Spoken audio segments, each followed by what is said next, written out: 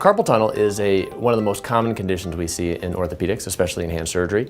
It's caused by compression of a nerve called the median nerve. It comes down from your neck all the way down your arm into your hand. It's often compressed at the wrist, which leads to very common complaints of pain, numbness, tingling in the hand, often in the thumb, index, and middle fingers. Typical occupations that tend to get carpal tunnel include people who do a lot of typing, a lot of manual labor, repetitive activity, time after time after time doing something again can cause it to worsen, but it really can be in anybody. Well, the way we treat carpal tunnel is first we get a little more information. We often get a nerve study to confirm that you have carpal tunnel, and it tells us how bad it is. The second thing we do is typically start off with wearing a splint at night. Night splinting can often be effective in mild cases of carpal tunnel and can make some of the pain and numbness get a little bit better. If that fails, we talk about doing surgery for it, which usually involves a carpal tunnel release.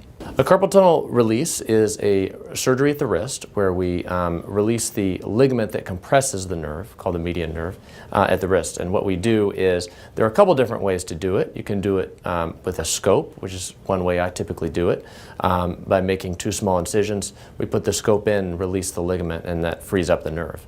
The second way is with an open incision over the palm as well, and that works equally as well.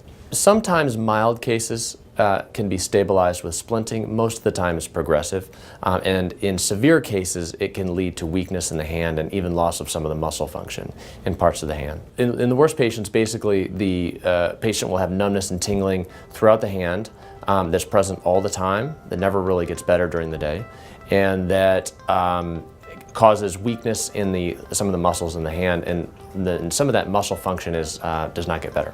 So it's oftentimes better to get it treated before it gets to that point. So a lot of times when patients ask me that question, I tell them get it taken care of earlier rather than later.